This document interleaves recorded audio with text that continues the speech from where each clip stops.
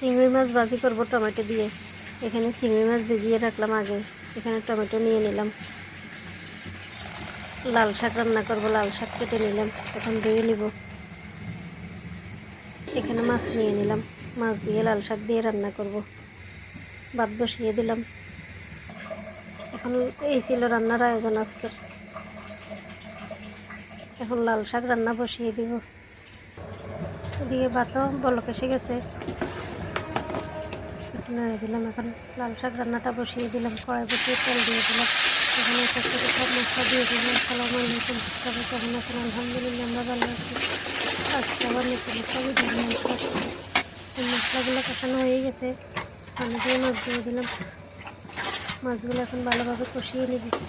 এদিকে ভাতও হয়ে গেছে, ভাতের মাছ ধরতে দিয়ে দিব।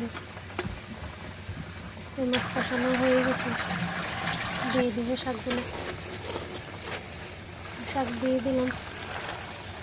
শাকগুলো একটু নুয়ে আসলে তারপরে মিক্স করে দেব। এই যে একটু নুয়ে এসে গেছে, এখন একটু মিক্স করে দিব ভালোভাবে। মিক্স করে বেশ কিছুক্ষণ জাল করে নেব। এই মিক্স করা হয়ে গেছে, বলকে এসে গেছে শাকগুলো। আর একটু জাল করে একটু পানি দিয়ে দিব। জাল করে নিলাম, এখন একটু পানি দিয়ে দিব অল্প করে, বেশি পানি দেওয়া লাগবে না। পানি দিয়ে দিলাম, পানি দিয়ে একটু মিক্স করে এখন একটু জাল করে নেব। এদিকে মাছগুলোর মধ্যে দিয়ে দেবো একটু একটু করে মশলাগুলো। এই মশলা দিয়ে দিলাম, এখন একটু মেখে রেখে দিব। এখন বসিয়ে দিলাম, তেল দিয়ে দিলাম, তেল গরম হয়ে গেছে। এখন মাছগুলো দিয়ে দিলাম, মাছগুলো দিয়ে একটু লাল লাল করে ভেজে নেব। একটু মশলা করে রাখবো। এদিকে শাকও বলক এসে গেছে, একটু জাল করবো আবার। মশলাগুলো কড়াইয়ের মধ্যে দিয়ে দিলাম, পেঁয়াজটা সাথে কাঁচামরিচ এগুলো একটু মিক্স করে নেবো মশলার সাথে। মশলা দিয়ে একটু হয়ে গেছে, দিয়ে দিলাম। এর সাথে ভালোভাবে ভেজে নেব লাল লাল করে।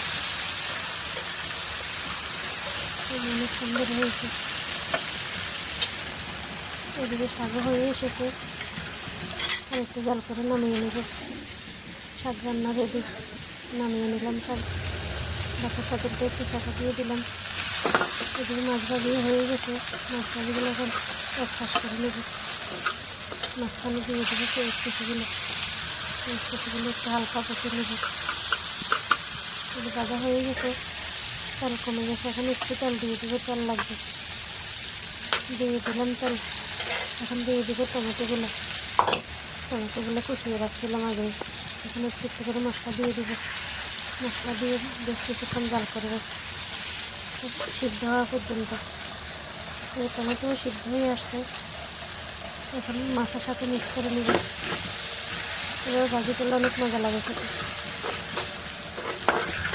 মাছ ভাজিয়ে হয়ে গেছে, এখন একটু জাল করে নামিয়ে নেব, যাতে টমেটোর জালটার মাছের ভিতরে ঢুকে।